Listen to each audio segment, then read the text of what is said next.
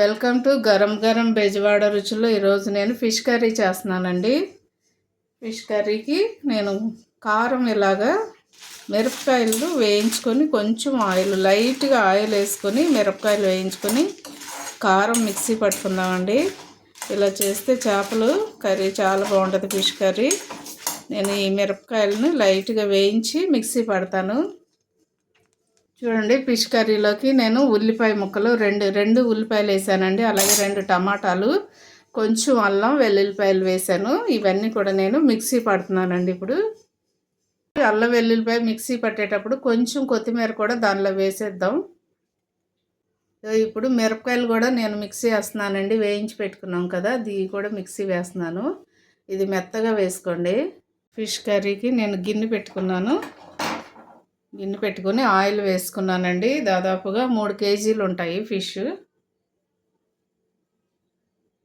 దీనిలో మిక్సీ పట్టుకున్న మనం అల్లం వెల్లుల్లి, అలాగే ఉల్లిపాయ, టమాటాలండి. 2 ఉల్లిపాయలు 2 టమాటాలు మీకు చెప్పాను కదా ఇందాకటే. అలాగే కొంచెం కొత్తిమీర వేసాను. ఇవన్నీ కూడా దీనిలో వేసేస్తున్నాను.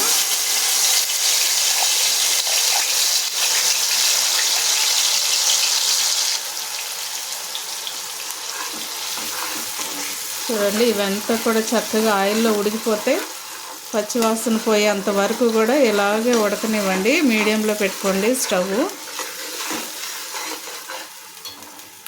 చూడండి, చక్కగా ఇలాగ ఆయిల్లో ఉడికితే బాగుంటుందండి ఫిష్ కర్రీ. మీరు కూడా ఇలాగే ట్రై చేయండి. ఎప్పుడు ఒకేలాగా కాకుండా ఇలా కూడా ట్రై చేయండి. ఇలా కూడా చేపల కూర ఇలా కూడా టేస్ట్ చాలా బాగుంటుందండి.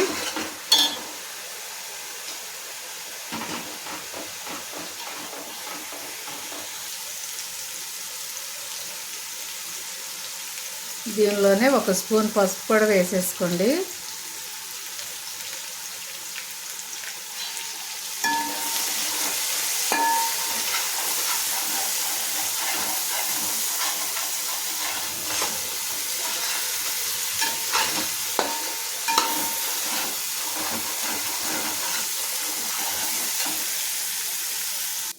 చూడండి, కారం కూడా మిరపకాయలు వేయించి నేను మిక్సీ పట్టానండి.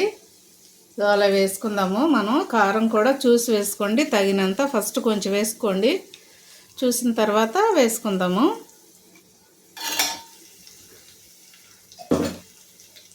ఎందుకంటే మిరపకాయలు కదండి, ఘాటు కూడా ఎక్కువగా ఉంటుంది. మనం అప్పుడప్పుడు వేయించుకున్న కారం, పట్టుకున్న కారం కొంచెం ఘాటుగా ఉంటుంది కాబట్టి చూసి వేసుకోండి.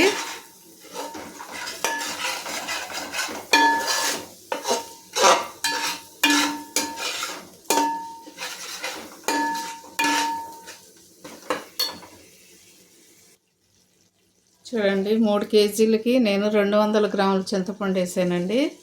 పులుపు మీరు చూసి వేసుకోండి.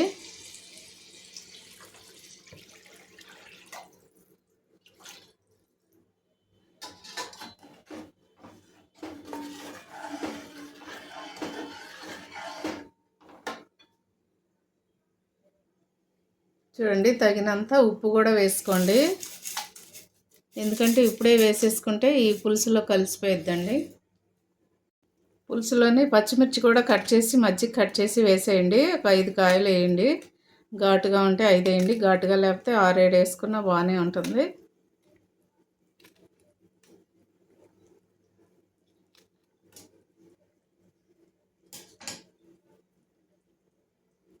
చూడండి, ఇప్పుడు ఈ ముక్కలన్నీ కూడా దీనిలో వేసేస్తున్నానండి.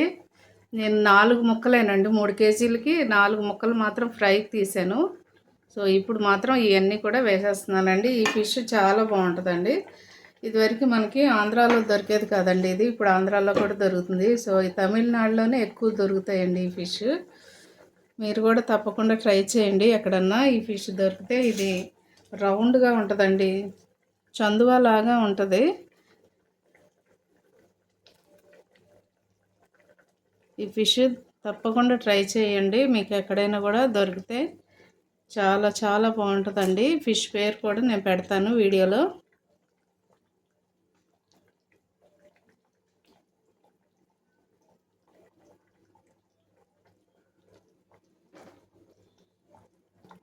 సో ధనియాల పొడి కూడా నేను ఇప్పుడే వేసేస్తున్నాను అండి.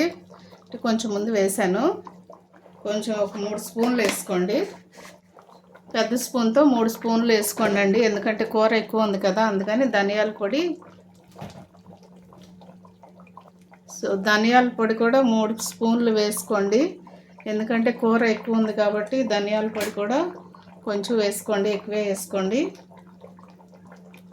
కూర ఇప్పుడు మూత పెట్టేసేద్దామండి, చక్కగా ఉడికిపోయింది. సార్ చూడండి, కర్రీ అయిపోవచ్చిందండి, ఎగిరిపోతుంది చక్కగా ముక్క కూడా చక్కగా ఉడికిపోయింది. సో మీరు కూడా ఇలాగే తప్పకుండా ఒకసారి ట్రై చేయండి, చాలా బాగుంటుందండి ఇలా చేస్తే కూడా. ఎందుకంటే ఎప్పుడూ ఒకేలా కాకుండా మనం అన్ని కూరలు కూడా అన్ని రకాలుగా మనం చేసుకోవచ్చు.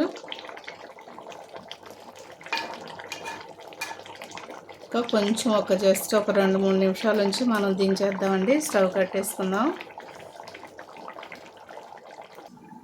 ఒకసారి మూత తీసి చూద్దామండి, కూర అయిపోవచ్చింది కదా, స్టవ్ కట్టేసేసేయచ్చు మనం. ఇంకా చూడండి చక్కగా ఉడికిపోయిందండి కూర. ఇప్పుడు కొంచెం కొత్తిమీర వేసుకొని స్టవ్ కట్టేసుకుందాం. ఎందుకంటే మనం కొంచెం ఇందాక మిక్సీలో వేసాం కదా అల్లం వెల్లుల్లితో పాటు, అందుకని కొంచెం వేసానండి లైట్గా. చూడండి కర్రీ అయితే రెడీ అయిపోయిందండి, నేను స్టవ్ కట్టేసేస్తున్నాను ఇంకా.